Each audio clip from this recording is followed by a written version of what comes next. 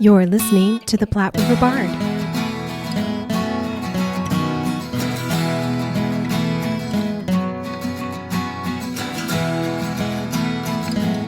This will be our final episode of the podcast we were able to do with the cast and crew of Our Town at the Nebraska Repertory Theatre.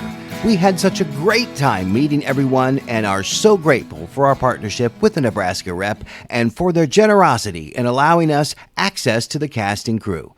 And we would like to give a special thank you and shout out to Timothy Ganser, who is an incredible professional, and we truly appreciate him beyond words.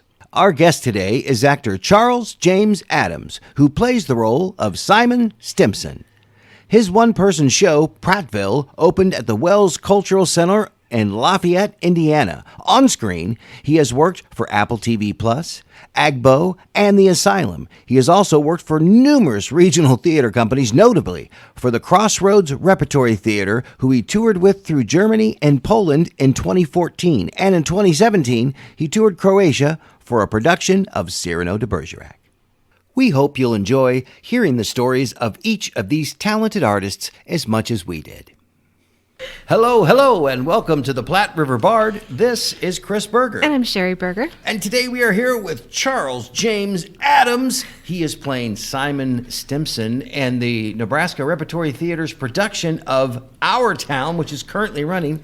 Yeah. Thank you very much for talking with us Hey, today. Thank you for wanting to talk with me. Oh, absolutely. A lot of people go across the room. I'm excited. Absolutely. We were really excited to talk to you.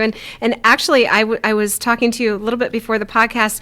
You know Andy. You've worked with Andy Park, the artistic director here. I do know Andy. Yeah, about 7 years ago now, we worked in Chicago. He was doing the Quest Theater Ensemble. Okay. Yeah. And I had a small part in a production they did of the People's History. And so I played, it was about the history of the United States. And so I popped in different character parts throughout it. Yeah. I was like Harry Truman at one point, and then I was like a soldier at one point, and I was just like a bad penny. I just kept popping up. And yeah, so I really hadn't done anything with Andy since then, which is sad. But Yeah. but for whatever reason, I was told that he was the one that threw my name out, saying like, let's bring Charles on. Yeah. So where are you living right now? In Lafayette, Indiana. In Indiana. Mm-hmm. Indiana, okay. So you had to come all the way from Indiana. Wow.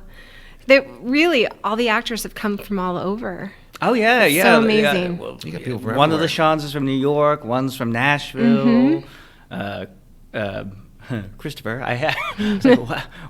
am I thinking about? Christopher is from Christopher, yeah. Ohio, and from all over. Wow. So how did you get into acting? How did you decide that this is what you wanted to do? Yes, what was your moment? Well, I tried bank robbing, but I wasn't any good at that. Oh, well, you are. No, I don't know. It's just something that came naturally. As a kid, I was very much like, I always say, a young Don Quixote. I was always kind of dressing up and running amok, and Sure. and so it just sort of, evolved from there. It was just something that came naturally. And my mom's like, I have no idea where that came from. I have no idea. Oh, right. Yeah, though. Thanks, Mom. Yeah, I know. So anyway. So why did you decide that you wanted to do this character? So you get to play a very, talk of the town kind of character. He's a great character. He is a great character. It's a great character. Yeah. Simon Stimson is he's the local choir master, and he's also in the gossip mill because he has a problem with the bottle. Yes. He's a bit of an alcoholic. Yes. And he's a very interesting character to play. Yeah. And so when they called me and asked me if I wanted to do this show, I said, yeah, what's the part? And they said Simon Stimson. And I went, oh, well, okay. Okay. Yeah, and he's a very interesting character. It's a very challenging part. I think that was one of the things that really, really interested me. Was it's so easy. He doesn't appear in the show altogether that much. He pops in a little bit during Act 1. But you're very memorable. That's the Well, thing. thank you. It's true. I'm glad that $5 before this paid off. It's a very interesting part, but he doesn't have too terribly much to do, and so it can very much go into like a caricature. Sure. Which is something that, I was very aware of early on. And I was like, that's going to be the great challenge, is trying to make it real and authentic. And, as soon as he comes on, you're like, okay, I know this guy. And, and each time after that, okay, all right, yeah. And so it was the challenge of that. I thought was going to be exciting and different. And additionally, I mean, you guys talked with Craig and you saw the show and the music. Yes. I mean, they added this whole little bit at the end of Act 2, which I don't want to give away anything, I suppose, but you saw what happens to me at the end of Act 2, which isn't in the actual script. Okay. There's a lot of neat action and behavior and movement in this show that I suspect is not in the script. Yeah, it's not. It's really brilliant. You guys do such a great job just telling the story just through movement. Yeah, I mean, it's great. And like, one of the things I had said early on, even before we started, was that to me, the journey of Stimson, as it's written in the actual text, between Act 2 and Act 3, because something really significant happens with him in Act 3, I didn't feel that in the script as written, that it's quite earned what happens to him in Act 3. I said, I just, there needs to be something else.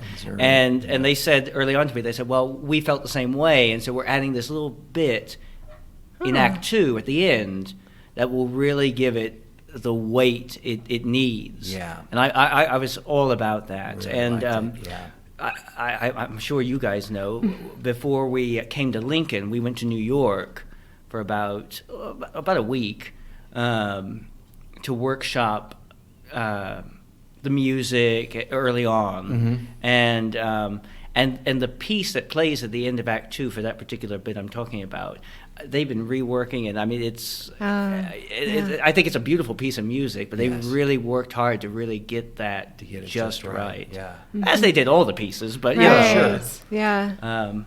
But anyway, it's a very challenging part. I really enjoy it. And the movement of it. I really enjoy, playing against his sort of alcoholism. I really enjoyed that. And it was nice to see. And some of it was kind of funny. I mean, and that's something that I really, and Arthur said this when I came on board. He said, it's a good thing because you can add humor to it. Because I'm big on there's humor in, I think, every aspect of life. Even when I've been crying myself, to sleep, I still think there's something funny in that. Sure. Or I can find something, even if it's after the fact. Yeah. And so I think that there is definitely comedy in the character, but there's also a lot of tragedy. I think they balance each other out pretty well. Right. I hope. I'm saying that. I haven't seen the show, I think but it's I hope. True. No, I think that's true. I think so. You were with the Crossroads Repertory Theatre, and you got to tour through Germany and Poland. Yeah, Poland. Yeah, I did. Yeah, What show did you get to tour with over there? I did. Well, you know what? It's very interesting. Okay. I say that, but everybody's gonna have a snore fest in a second. No. I did several seasons with Crossroads Rep, and with them I did one tour that took me through Germany and Poland, and then there was another show I did that took me through Croatia. Nice. And I'm banned from each of those now. Well, of course. But no. Actually, the director of our show, Arthur Feinsod, he actually wrote a script which Crossroads produced and took to Germany and Poland. That Coming to See Aunt Sophie. And for whatever reason, they scraped the bucket and they brought me on, and I did that tour, and it was amazing. It opened in Mannheim, Germany, and it's a World War II play. Yeah. And so there was this I remember the opening night, I remember looking in the light, so you could see the little dust, kind of in the light, because they were so stoic. And it was like, here we are, these Americans coming in, doing this play about World War II and the Nazis and all that. And then, and it was very, you didn't know how they felt about the show. But afterwards, it was the most wonderful reception. And they complimented the writing, and they said, that was the big thing was, it actually showed the,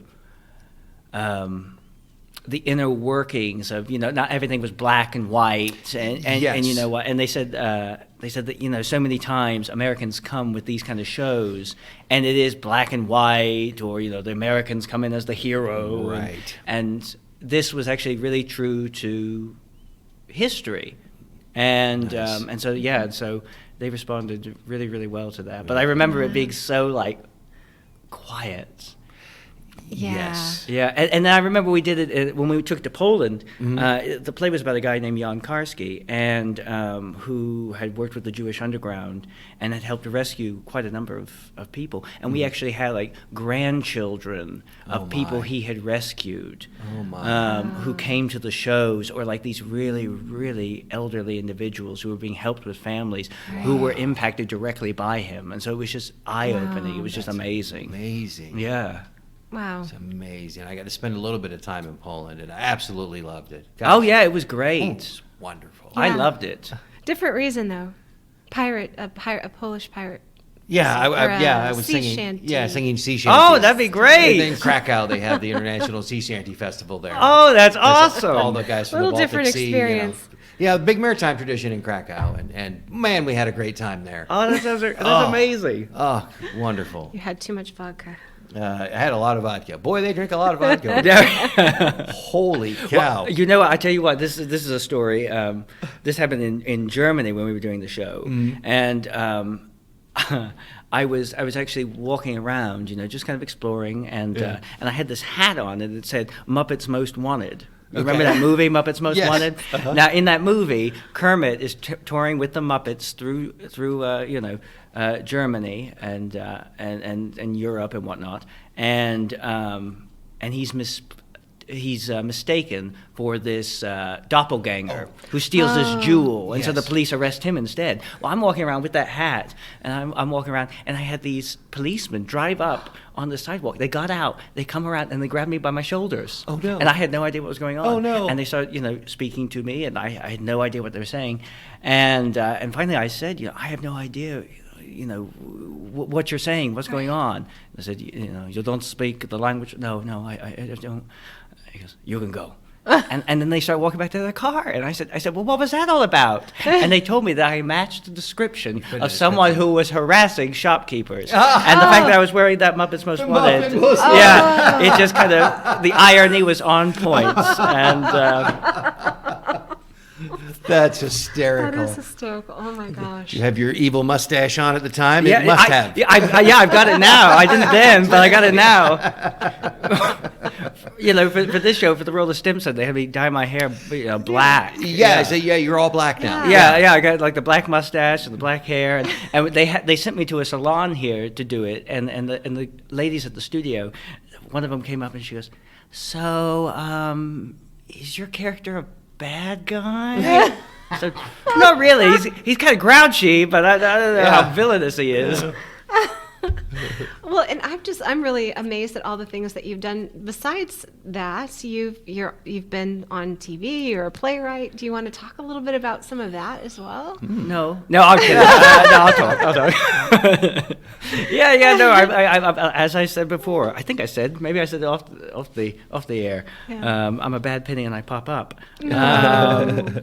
I try to do a little bit of everything. I think the kind of school that I belong to is that idea of, the more strings on your bow, the more likely you are to play. Yes. And so, I do a lot of acting.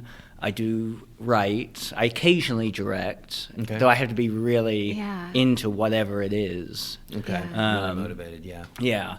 And, I write a lot of... the pieces that I write are usually comical in nature. A lot of times... I write a lot of one-person plays. Okay. With monologues and such, and Which was probably really helpful during the pandemic. You probably had a lot of. oh people yeah, come to do oh that. my gosh, you know what? I did do a lot of writing. Yeah. I did a workshop version of one of the pieces I wrote during that time. A few months ago, and so so I try to write, and as you say, TV things I've been going out for and whatnot. And yeah, you know, they scrape the bucket and get me. I always joke. I say I'm the cheapest guy in town. That's what it comes down to. I got to meet a lot of interesting people in doing it. I can share an anecdote or two. Absolutely. I remember I did this show for Apple TV. And it was called Deer, right? Okay. Not the sort of deer that would run in front of the headlights, but Deer, blah, blah, blah. Right. And the idea is, in every episode, it's somebody's writing a letter to somebody else thanking them for how, you know, they inspired them. Okay. And I was in this episode that dealt with Ali Raisman, the Olympian. Mm-hmm. Oh, okay. Yeah. And this was a couple years ago now. I want to say it was like 2018 that I did this. Okay. And in it, and I didn't know this at the time, but when I got there, I found out that, I kind of knew it, but I didn't at the same time, was that I was going to have a kid.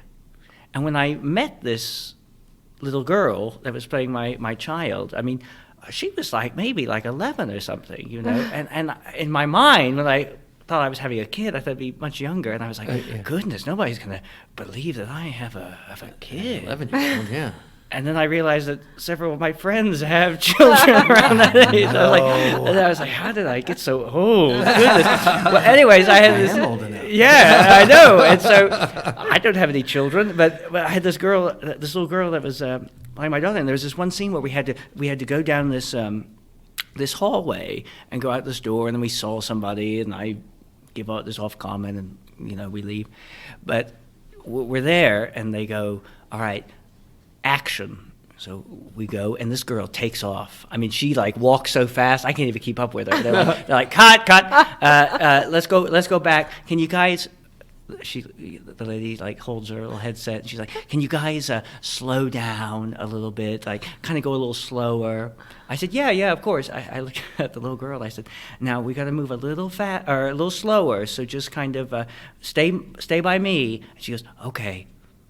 Action. She takes off like a flash. And I thought, oh my gosh. Like, cut, go back, let's do it. And I said, do you mind if I put my hand on your shoulder and I'll just kind of guide you and you stay right next to me? And she said, that's fine, yeah. I said, okay, because we got to go a little slower.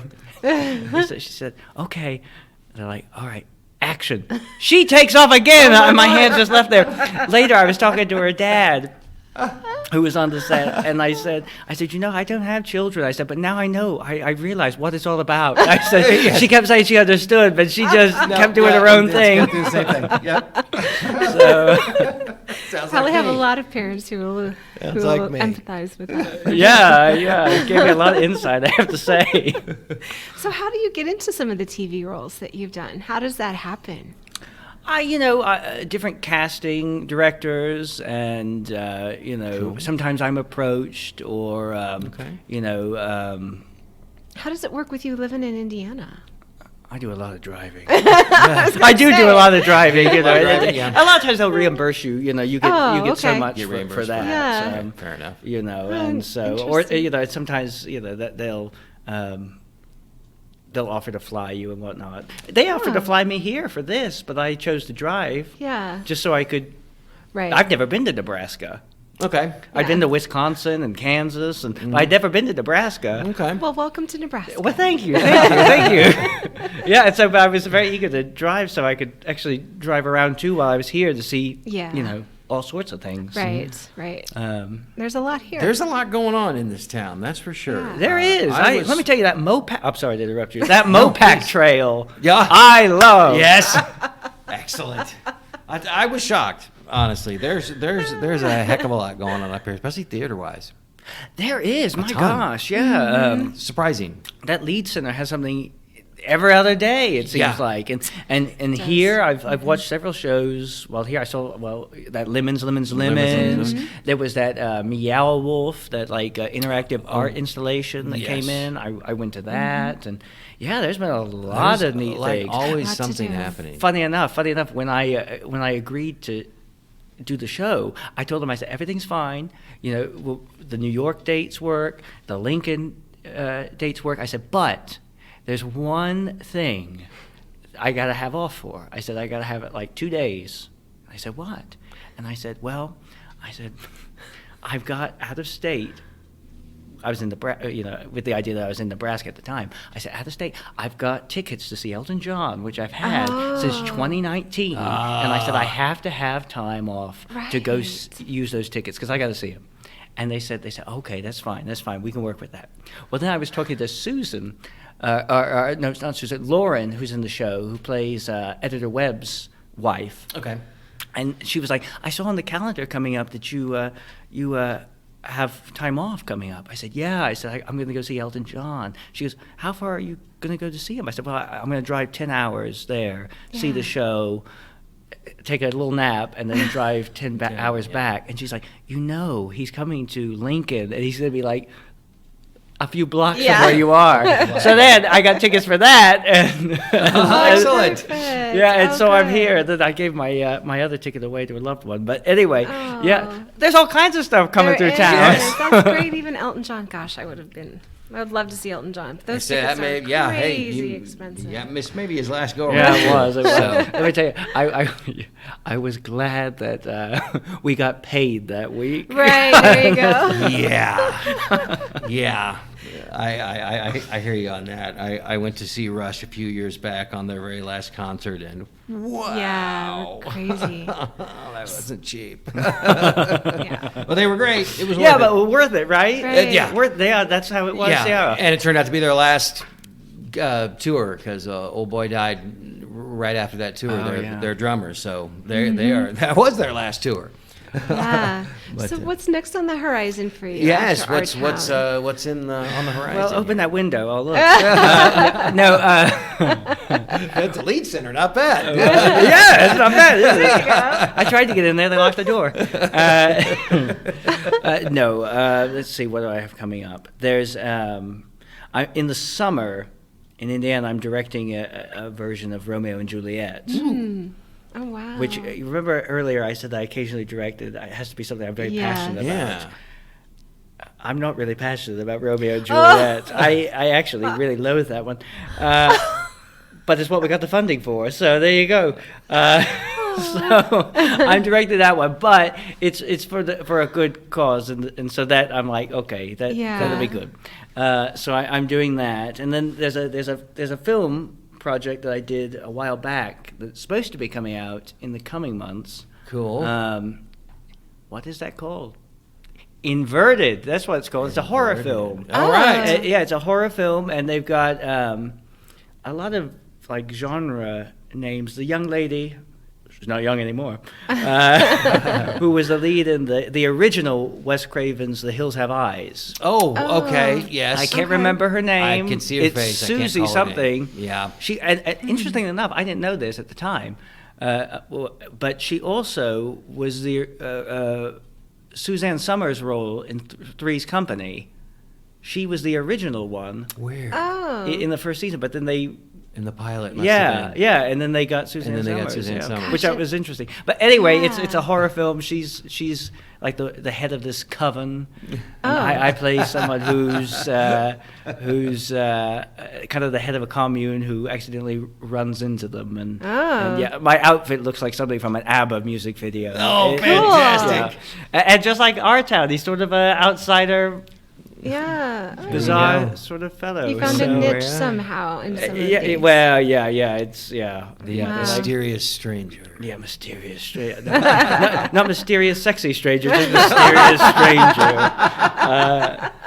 Hopefully this this dyed Wayne Newton hair of mine might change that. A little Wayne Newton happening there. Yeah, I like Wayne. I like Wayne Newton too. Everybody who doesn't like Wayne Newton. Good Lord. I'm just saying. You look at him now, you know that hair's dyed. Oh, that's funny. I should say I look like Wayne Newton before the Botox. Yeah, that's what I should say. Yeah, Wayne now. I use my face a lot on the show.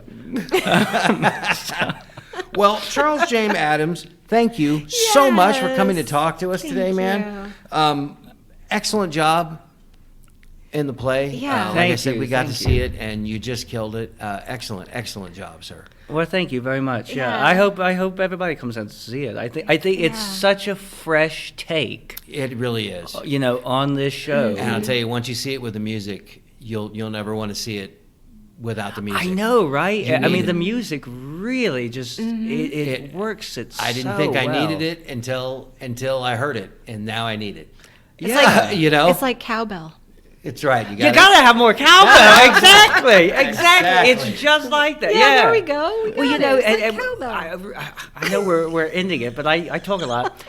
When we went to New York and when we were doing the workshops, one of the things we did was we read the lines, and like they would workshop okay, this section of dialogue for half this page. Let's make sure this music really sets up for this bit. So I mean, it was very intricate, and I think it shows when you see it. So. I mean, it complements it so well. It's seamless. It seems like it's been there from the beginning. Yeah, and how about that take on the stage manager? Yeah. Yes. I love that. Really. I mean, really it's not enjoy that it. kind of droll narrator. I mean, he is so in the action and of the action. Very lively. Right. And and we were talking about that because he's got a lot of exposition type dialogue, which could be can- so boring. and really just hard to make interesting.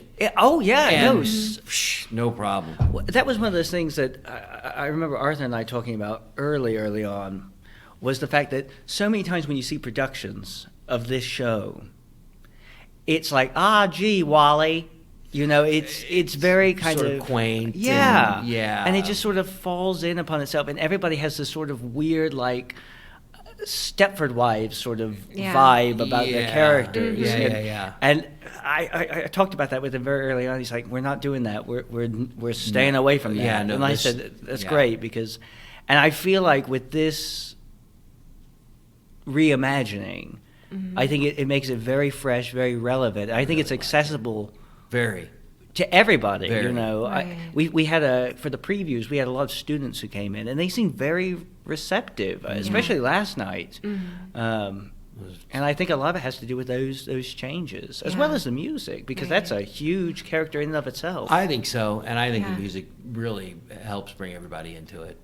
It's got a very without cinematic a doubt. quality. For sure. Big time. Yeah. Big time. Really Yeah. does. I Well, love it. you're amazing in it. Yes, you're Well, doing an thank excellent you. job. Thank It's you. such a good character, and you do an excellent job with it. Absolutely. And yes, Act 3, very heartbreaking. Act 3 is heartbreaking for a lot of characters. Yeah, it's a wonderful Yes. act. Yeah. Excellent. But once again, excellent job, Charles James Such Adams. a pleasure to meet you. It was a pleasure to meet you. Thank Thank you you. so much. Yes, come on down and check him out in our town at the Nebraska Repertory Theatre. And bring your Wayne Newton pictures. I'll sign those. I love it. You know, That's great. Dankeschön, man. Thank you. Our Town is directed by Arthur Feinsod and dedicated to the memory of his late friend and colleague, Tony Hall, who directed Dr. Feinsod's play Table 17 in 2007. Our Town opened on April 13th and runs through April 24th. You can get your tickets now at nebraskarep.org.